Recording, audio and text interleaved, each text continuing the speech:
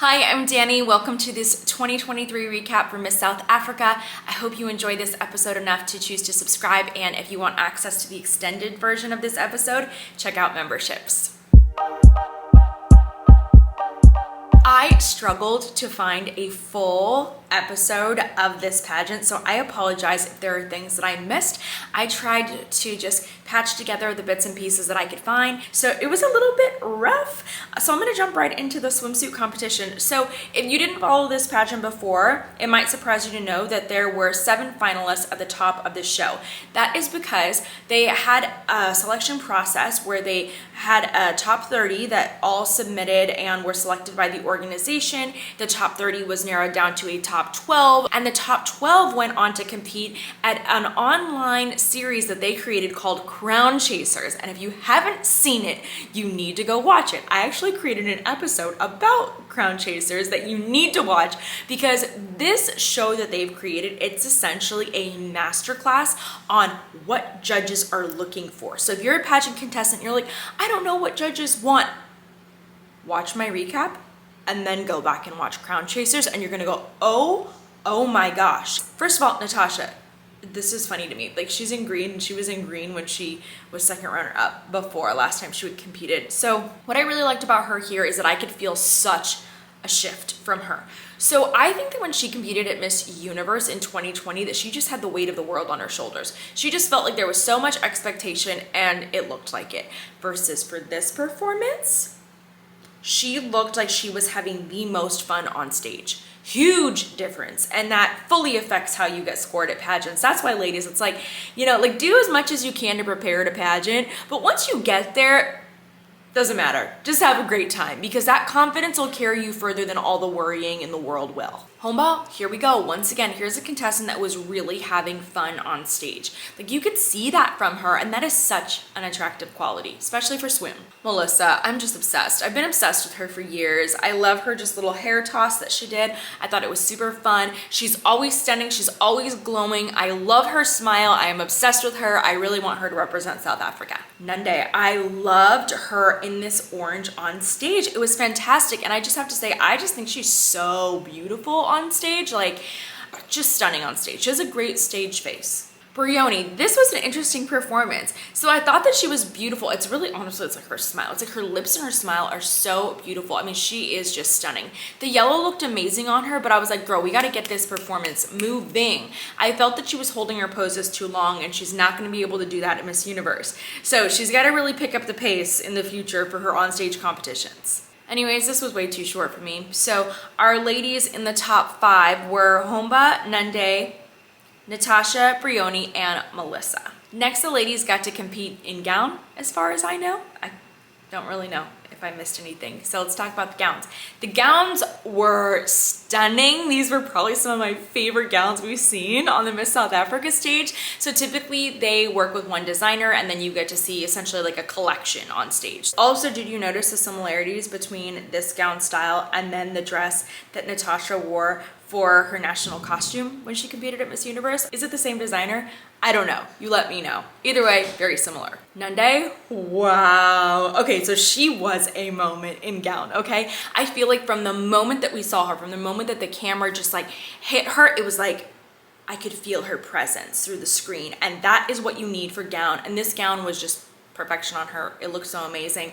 I just feel like anytime you throw a corseted waist into a pageant gown, then everybody's gonna look pretty fantastic. So it never hurts, but she looked incredible. Loved the performance. Natasha, you could really hear the crowd just screaming for her on stage. She had a fantastic reveal, that opening moment of her in that gown. She looked incredible as well. This particular style, very, very similar to her national costume. Like, there were differences between the other gowns, but I would say like this one really looked like that national costume. Not in color, but style. So she looked incredible, and you could see it in her eyes the entire time. Like, that's what I feel like it was. Like, she finally seemed to really come into her own and not feel like the weight and the pressure of expectation. And I feel like that carried across. I talked about this in the Crown Chasers episode. I really thought it's like hers to lose, and then everybody else was vying for first runner up. And that's what happened. Bryoni, I think that she needed a different pose in her gown. She needed a little bit of help working out that detail. I think that they'll probably work that detail out as she goes to Miss Universe. Depending on her gown, she'll be able to practice in that a lot more. I assume it's going to be custom made just for her, as it usually is for Miss South Africa's. I think that once again, she was holding the poses a little bit long here. And I say this because I think that she looked really, really beautiful, but beauty is not enough at Miss Universe. Beauty is like the bare minimum at Miss Universe. After that, you still have to have performance. You have to have confidence, the speaking abilities, all of that. Melissa was so vibrant for me. I just love her, and I think I'm just blinded by being such a fan of her. I'm obsessed. I thought that she really nailed the stairs, and I feel like out of all the contestants, she probably was the most at ease with the stairs, the way that she approached them, and she was just lovely. I love her. She would have been in my top 3.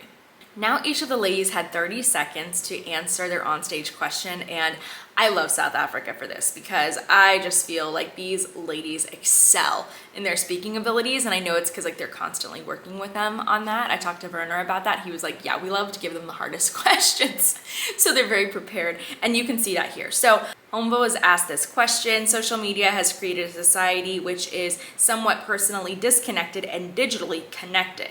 How would you encourage people to put down their phones and work on real connections? She said, well, South Africans are people who are built with connection and community. I urge us to all go back and really search for the true meaning and purpose in the people that we are. I want us to put down our phones and truly seek ourselves and look for our own knowledge, because this is who we are and these are things that we would stand for. So I think that the beginning of the answer was actually quite strong, and I think it just kind of fizzled out towards the end, and unfortunately you could see that in her expression as she finished up this answer and walked back in line. Nande was asked, some people are of the opinion that women who are not mothers and are unmarried are not experiencing or part of true womanhood. What is your opinion on that belief or view? That was a really interesting question, because now we have the first mother competing at Miss Universe this year. We have married contestants at Miss USA and at Miss Universe. So it's just like kind of interesting. Instead of asking them about that, we asked this question instead. So she said, basing womanhood on childbearing and marriage is sexist, and it also disrespects and it devalues any other women who choose to do something different with their lives, and it especially excludes trans women. It's a time for us to look at the qualities that we possess as women with our own uniqueness, our selflessness, and our tenacity, and that is what defines a woman. So it's really interesting here. She talked about what defines a woman at the end of the answer, and I don't think that that was the question itself. It was just, what's your opinion on that view or belief? So I do think that there would have been a different way she could have wrapped up this question instead of saying like, here's what I think defines a woman.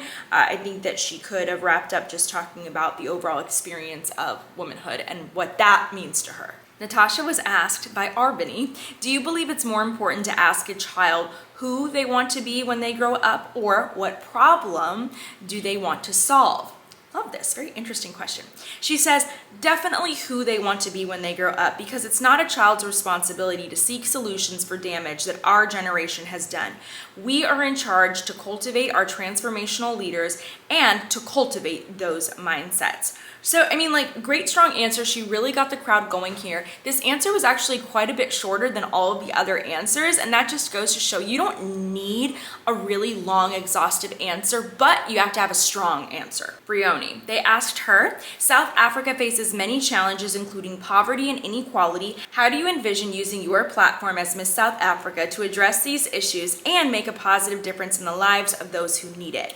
And she said, so as a Miss South Africa, I would want to work with government institutions so that they can really enforce and increase the basic income grant so that becomes fair and becomes accessible to all people. The problem is that it's not accessible at the moment. I believe that financial assistance is the first step that we need to really alleviate inequality and poverty. So really great sounding answer here. My question for everybody out there watching, that's from South Africa. So she talks about the income grant. Would that be similar to what welfare is in the United States? I'm not really sure about those differences or the terminology. So if you know, let me know in the comments. Melissa, they asked her, South Africa is stuck in a destructive pattern. How would you encourage not just the general public, but young people who make up about 35% of our population to go out there and register to vote? Because it's the way that we can take back our power and, more importantly, take back our country. Melissa said, thank you, Debbie, for that question. I truly believe that we need to ask young people why they do not vote. We need to understand the reasons behind anything before approaching it. And I think the biggest problem right now is that young people are not reflected in government, in parliament. We are standing here as 5 women who are powerful, ready to affect change, and we're confident we can do that. Our voices matter, our opinions matter. So I also encourage you as young people, let us take up that space and let us make sure that we are heard. Good answer here. I wouldn't expect anything less from her. I really like her approach to the beginning of this question. If she's saying like, well, first, before we talk about voting, let's figure out why they're not voting. And then we can later address that problem. So I really like that. I think it was really smart though, that at the end of this question, she wrapped everything up in a way that was really encouraging and positive. And that's always a smart move for an onstage question. Now we have our top 3. It got narrowed down again. So our top 3 were Bryoni, Nande, and Natasha, and they each had 30 seconds to answer the same question. The question was, what aspects of South African culture and heritage do you believe should be highlighted more on the global stage? And I love that question. I thought it was so great. So Bryoni said, definitely our diversity. I am a South African Indian, but before I am an Indian, I am a South African. South Africa is the most diverse nation in the entire world, and I don't think that we truly appreciate what that means. Good.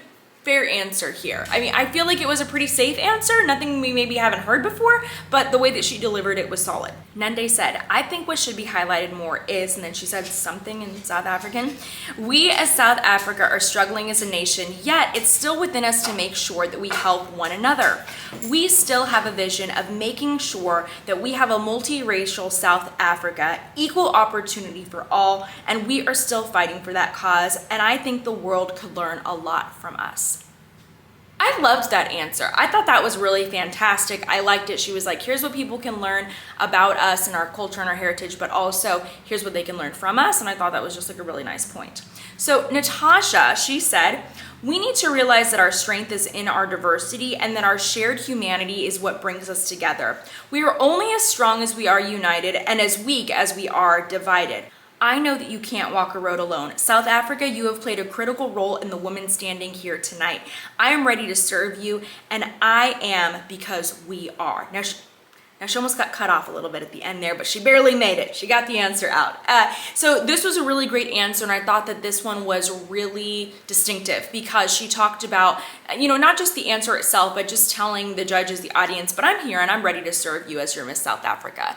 And it's always kind of a winning strategy, telling the judges and the audience that. So it was very, very smart, and when you really think of it that way, you're like, okay, well, of course she won, in addition to all of her performances leading up to the pageant. So she did a phenomenal job. Really excited for her. I feel like this was such a redemption story for her.